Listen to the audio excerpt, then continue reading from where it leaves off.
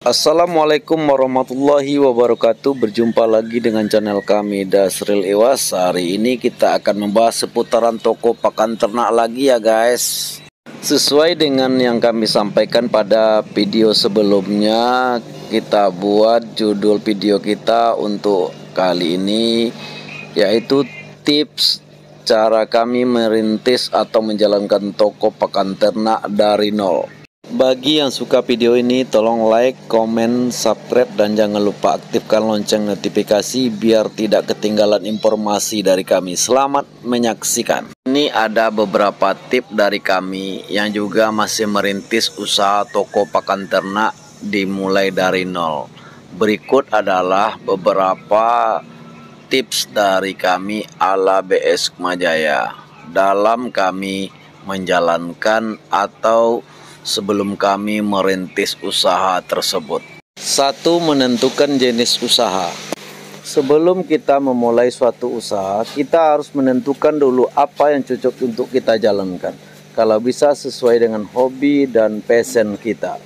Usaha itu bisa kita kategorikan dengan dua, yaitu usaha yang sudah pernah dilakukan oleh pengusaha lain, dan yang kedua, usaha yang belum pernah dilakukan oleh orang lain atau pengusaha lain.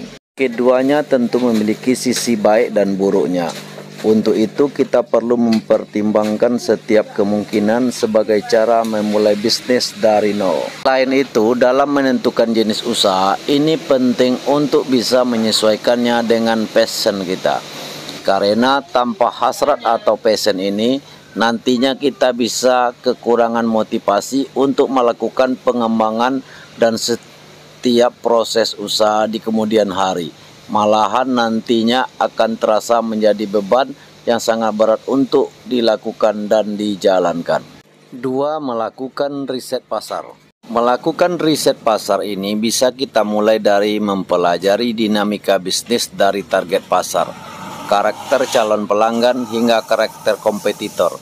Riset pasar ini perlu dilakukan sejak jauh hari sebagai cara memulai bisnis dari nol yang tepat. Dengan cara ini, kita bisa coba mempelajari dinamika bisnis mulai dari menentukan keunikan produk yang akan kita jual atau jasa yang akan kita tawarkan. Khusus untuk pakan ternak, ada beberapa hal yang harus kita kuasai terlebih dahulu, yaitu 1. Pakan ternak apa saja yang laris di pasaran yang banyak dipakai konsumen.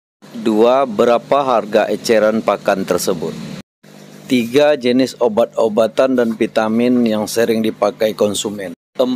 Di mana tempat berbelanja awal kita membuka toko pakan ternak tersebut. 5. Masa kadaluarsa barang tersebut. Yang terakhir, cara mempromosikan usaha, melayani dan mempertahankan pelanggan yang telah ada. Sebelum coba diedarkan untuk dijual, kita bisa coba lakukan uji coba pasar dengan jumlah terbatas. Dari hal ini, kita bisa melihat hasilnya, apakah memiliki nilai jual yang bagus untuk usaha kita nantinya. Kami dulu sebelum membuka usaha jual beli pakan ternak di ruko ini, kami menjual secara rumahan dengan melakukan jual beli di media sosial seperti FB atau jual beli online. Di sini kami juga mengingatkan, jangan membeli barang dengan jumlah banyak dalam satu merek. Akan tetapi usahakan membeli banyak merek biarpun sedikit jumlahnya dalam tiap merek, yang penting lengkap dulu. Dengan seiringnya waktu, nanti kita tahu barang mana yang paling laris dan banyak peminatnya.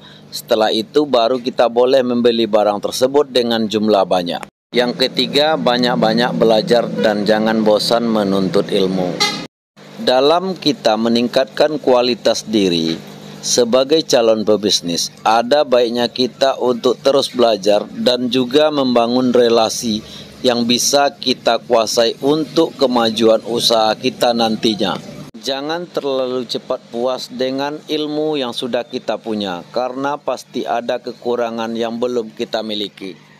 Banyak-banyak bertanya kepada grosir tempat kita berbelanja, mulai dari barang yang laris, harga eceran, masa kadaluarsa, barang, dan sebagainya.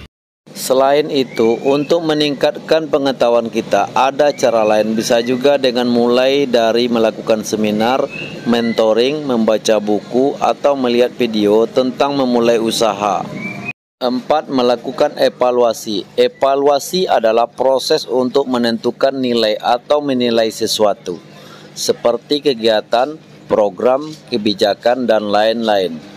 Evaluasi dilakukan untuk mengetahui sejauh mana tujuan yang telah ditetapkan tercapai, serta masalah apa yang dihadapi saat merealisasikannya. Setiap langkah dan proses yang berjalan ada baiknya untuk selalu dievaluasi, sehingga kita bisa menilai dan melihat lagi apa saja kesalahan dan langkah benar yang sudah kita lakukan, sehingga kita bisa menentukan langkah-langkah selanjutnya untuk mana yang akan dilanjutkan dan mana yang akan sebaiknya tidak dilakukan lagi. 5. Harus tetap komitmen menjalankan satu usaha saja. Kalau di titik awal kita merintis suatu usaha, jangan banyak mencampur jenis usaha yang lain yang berbeda. Kenapa demikian? Karena nanti kita tidak fokus sama usaha yang kita rintis ini, dan juga modal kita juga bisa jadi terpakai untuk usaha yang lain tersebut. Tetap selalu komitmen. Memang awal kita merintis usaha tersebut hasilnya belum memadai, akan tetapi kita tetap harus berusaha sabar dan selalu komitmen menjalankan usaha tersebut walaupun banyak hal dan rintangannya. 6. Jangan meminjam uang buat modal awal merintis usaha. Bagi pengusaha yang baru akan merintis toko pakan ternak, hindari dulu meminjam uang dari dana yang berbunga. Kenapa demikian? Yang pertama, kita belum tahu omset yang kita dapat berapa per hari atau per bulannya. Kedua, kita belum tahu pasti berapa rata keuntungan yang kita dapat dalam satu hari maupun per bulannya. Ketiga, meski termasuk pinjaman produktif, risiko gagal putar modal juga bisa terjadi pada usaha yang didanai dari pinjaman. Apalagi jika pebisnis tersebut tidak memiliki perencanaan dengan matang. Alhasil, kredit macet juga bisa terjadi. Sinilah pentingnya untuk mengukur dan mempertimbangkan risiko kegagalan usaha yang didanai dari modal pinjaman. Jadi untuk membangun usaha atau bisnis, mulailah dari yang kecil dan sehat. Jika usaha atau bisnis yang dijalankan dirasa sudah berkembang dan bagus, kita dapat berinvestasi ketika ingin memajukan bisnis atau meningkatkan bisnis yang sudah berjalan.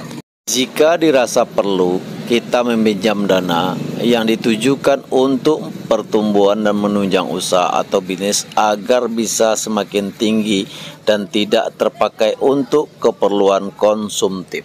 Catatan pendapatan dari usaha atau bisnis tersebut sudah dapat melunasi hutang tersebut. Di saat itulah baru bisa kita untuk meminjam dana untuk mengembangkan usaha. Yang terakhir, seandainya kita mendapatkan rezeki, jangan lupa berbagi ke sesama agar rezeki kita dapat berkah.